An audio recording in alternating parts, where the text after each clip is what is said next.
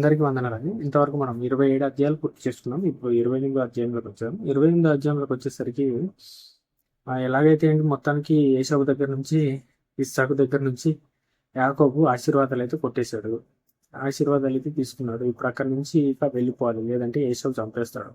కాబట్టి ఏం చేస్తారంటే తల్లిదండ్రులు ఇద్దరు కలిసి, ఎవరు ఇస్సాకు మరియు రిబ్కా ఇద్దరు కలిసి యాకోబ్కు మంచిగా జాగ్రత్తలని చెప్పి, నువ్వు ఇక్కడ నుంచి వెళ్ళిపో, మీ అన్న ఎలాగైనా సరే నేను చంపేస్తాడు, లేదంటే ఇక్కడ పరిస్థితులు బాగాలేవు, కొంచెం సర్దు మరిగేంత వరకు ఇక్కడ నుంచి మా అన్న ఉన్నాడు, ఎవరు రిబ్కా వాళ్ళ అన్న లాబాన్ దగ్గరికి వెళ్ళిపో నువ్వు. ఇప్పుడు ఇక్కడ ఉన్న వాళ్ళని ఎవరిని పెళ్లి చేసుకోవద్దు, ఏషావు ఆల్రెడీ ఇక్కడ ఉన్న వాళ్ళని పెళ్లి చేసుకొని మాకు తలపోటు తెచ్చాడు, మేము అస్సలు ఏగలేకున్నాం వీళ్ళతోటి, కాబట్టి నువ్వు ఇక్కడ వాళ్ళని ఎవరిని చేసుకోవద్దు, ప్లీజ్ దయచేసి ఇక్కడ నుంచి వెళ్ళిపోయి మా అన్న దగ్గరికి వెళ్ళని చెప్పేసి రిబ్కా పంపించేస్తాం మరి యాకోబు.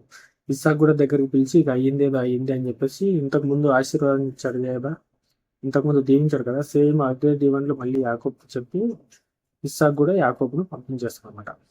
అయితే ఈ విషయం ఎవరికి తెలుస్తుంది? ఏశావుకు తెలిసింది. ఏమని? ఇంత విషయం జరిగిన తర్వాత కూడా నా తండ్రి మళ్ళీ యాకోబును పిలిపించి అతనితో ప్రేమగా మాట్లాడి అతన్ని ఇక్కడి నుంచి పంపేశాడు. రిబ్కా కూడా వాళ్ళ అన్న దగ్గరికి యాకోబుని పంపించేసింది. అంటే వీళ్ళిద్దరు కలిసి మొత్తానికి అయితే యాకోబుని ఇష్టపడుతున్నారు, నన్ను ఇష్టపడుతున్నారు అనేది భ్రమ, నన్ను మోసం చేశారు వీళ్ళు. అలాగే నేను ఆల్రెడీ ఇద్దరిని పెళ్లి చేసుకున్నాను కదా, ఈ కానాను కుమార్తెను, వాళ్ళంటే మా తండ్రికి కూడా ఇష్టం లేదు, మా తల్లికి కూడా ఇష్టం లేదు అని తెలిసినప్పుడు ఏశావుకు చచ్చిపోయింది అనమాట ఇష్టం వాళ్ళ మీద. సో ఏశావు ఏం చేశాడంటే అక్కడ నుంచి వెళ్ళిపోయాడు. అక్కడ నుంచి వెళ్ళిపోయి ఎవరు ఇస్సాకు వాళ్ళ అన్నున్నాడుగా ఇష్మాయిల్, అబ్రాహాము మొదటి కొడుకు అంటే దాసి కొడుకు, అదే హాగర్ కొడుకు, ఆ ఇష్మాయిల్ దగ్గరికి వెళ్తాడనమాట. ఇష్మాయిల్ దగ్గరికి వెళ్ళి ఏశావు ఇష్మాయిల్ కుమార్తెను కూడా పెళ్లి చేసుకుంటాడు అనమాట. ఇష్మాయిల్ కుమార్తెను ఎవరిని, మహలతో అనే ఆమె ఉంటుంది అనమాట, ఆమెను కూడా పెళ్లి చేసుకుంటాడు. మొత్తానికి ఆ విధంగా ఏశావు దారి సపరేట్ అయిపోతుంది. ఇక ఇస్సాకు ఉన్నాడు కదా, ఇస్సాకు మొత్తానికి భారంతోనో భయంతోనో మొత్తానికి ఇంట్లో నుంచి బయటకు అడుగుపెట్టిన తర్వాత మధ్యరాత్రిలో ఒక ప్లేస్కి వెళ్తాడు అనమాట. ఒక ప్లేస్కి వెళ్ళి ఇక అక్కడ బాగా చీకటి అయిపోయింది కాబట్టి ఏం చేస్తాడంటే అక్కడ ఒక రాయిని తలదిండిగా పెట్టుకొని పడుకుంటాడు అనమాట. పడుకుంటే ఏమవుతుందంటే అక్కడ దేవుడు ప్రత్యక్షం అవుతాడు అనమాట. స్వప్నంలో దేవుడు ప్రత్యక్షమై ఒక నిచ్చెన ఆకాశానికి భూమికి వేసి ఉంటాడు అనమాట. భూమి నుంచి ఆకాశానికి మన నిచ్చెన ఉంటుంది. ఆ నిచ్చెన మీద దేవదూతలు పైకి కిందికి ఎక్కుతూ దిగుతూ ఉన్నట్టుగా యాకోబుకు స్వప్నం వస్తుంది అనమాట. కళ వస్తుంది.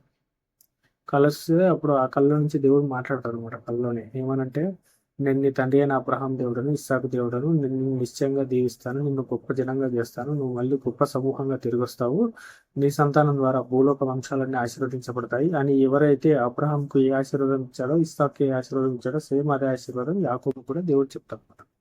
వెంటనే యాకోబు నిద్ర మేలుకొని భయపడతాడు అనమాట.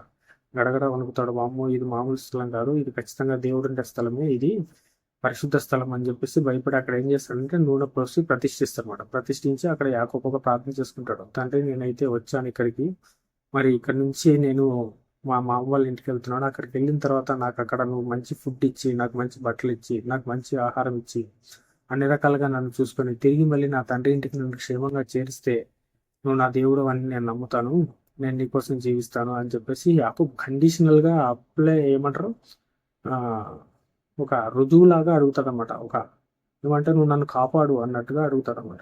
అడిగి నువ్వు అలా తీసుకొని రావాలి, అప్పుడు నేను నీకు ఒక 10వ వంతు నాకున్న ఆస్తులు చెల్లిస్తానని చెప్పి దేవునితో ప్రమాణం చేసుకుంటాడు. ప్రమాణం చేసుకొని అక్కడ నుంచి బయలుదేరుతాడు.